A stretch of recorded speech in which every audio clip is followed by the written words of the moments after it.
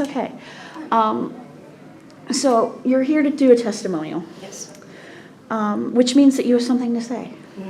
So before I give you any prompt and kind of like disorganize the thoughts you already have, Sure. what do you want to share with me? Well, I've been teaching for 29 years now, and throughout my whole first part of my career, I was an assistant band director, did indoor color guard, was very much involved, very heavily, and was go, go, go all the time. And about 2010, my mom passed away, and I kind of had that moment where I was like, I'm done. Like, I don't want to do anything more again. And in 2012, just a couple years later, I had a professor that I had never met before, but from my alma mater, Grove City College, came to Du Bois and said, hey, do you want to start a robotics team? And I didn't know anything about doing robotics. I was a physics teacher, but I didn't know anything. And he really encouraged us, and my colleague and I started the team. And our first year was rough. We had no idea what we were doing, but we somehow made it to the regional in Auburn, Alabama, took a bus of kids down there, and ever since then I've kind of been hooked, and it's kind of been my renewed sense of, I guess, meaning in my job. And I have to be honest, like the last couple of years, that's been getting kind of taxing again.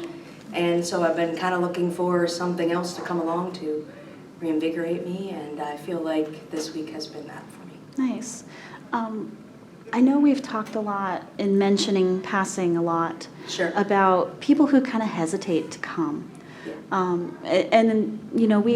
There's a wide range of personalities, and sometimes we get locked in our comfort zone. Mm-hmm. So what would you say to somebody who doesn't necessarily know what goes on here, doesn't know the formula, but since your experience and what you've done this week, what would you say to them, or an administrator who's maybe reluctant to come or to send somebody?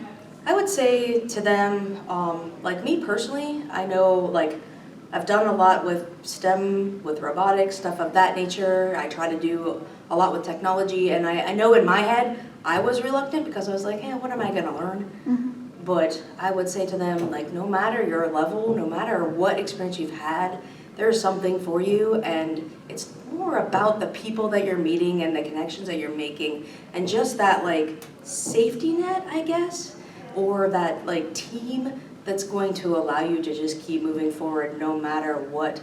That's the most important part of this week. It's not about necessarily the tech that you're learning or how to do things as much as it is making those connections. Very nice.